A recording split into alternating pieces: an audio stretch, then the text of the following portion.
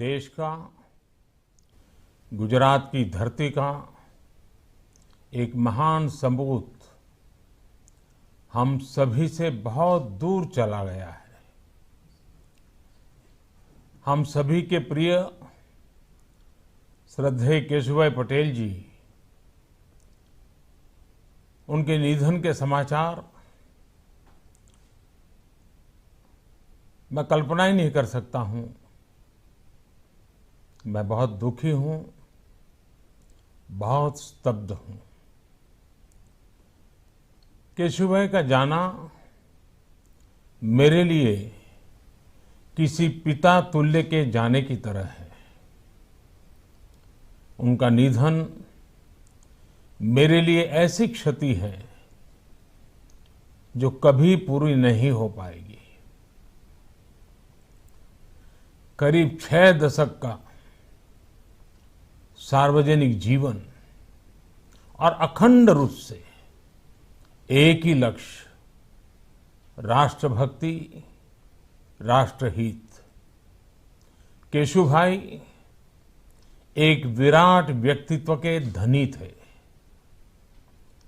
एक तरफ व्यवहार में सौम्यता और दूसरी तरफ फैसले लेने के लिए दृढ़ इच्छा शक्ति उनकी बहुत बड़ी खासियत थी।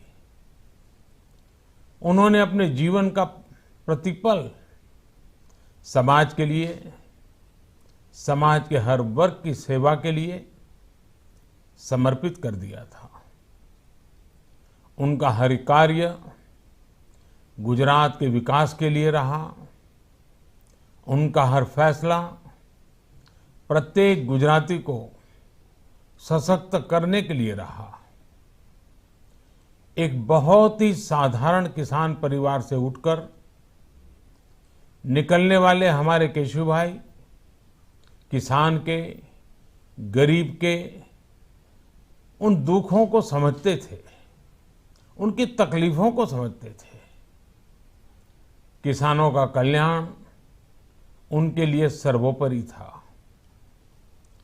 विधायक रहते हुए, सांसद रहते हुए, मंत्री या फिर मुख्यमंत्री रहते हुए केशुभाई ने अपनी योजनाओं में, अपने फैसलों में किसानों के हितों को सर्वोच्च प्राथमिकता दी। गांव, गरीब, किसान के जीवन को आसान बनाने के लिए उन्होंने जो काम किया, राष्ट्रभक्ति और जनभक्ति के जिन आदर्शों को लेकर वो जीवन भर चले, वो पीढ़ियों को प्रेरित करती रहेगी। केशुभाई गुजरात के रंग रंग और रग रग से परिचित थे। उन्होंने जनसंघ और भाजपा को गुजरात के हर क्षेत्र में पहुंचाया, हर क्षेत्र में मजबूत किया।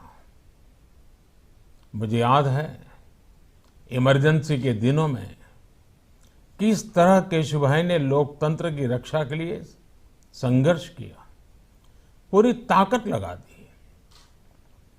केशुभाई ने मुझ जैसे अनेकों साधारण कार्यकर्ताओं को बहुत कुछ सिखाया, हमेशा मार्गदर्शन किया। प्रधानमंत्री बनने के बाद भी मैं निरंतर उनके संपर्क में रहा। गुजरात जाने पर मुझे जब भी अवसर मिला, मैं उनका आशीर्वाद लेने भी गया। अभी कुछ सप्ताह पहले ही सोमनाथ ट्रस्ट की वर्चुअल बैठक के दौरान भी मेरी उनके साथ बहुत देर तक बातचीत हुई और वो बहुत प्रसन्न नजर आ रहे थे। कोरोना के इस काल में मेरी फोन पर भी उनसे कई बार बातचीत हुई। मैं उनकी सेहत के बारे में पूछता रहता था।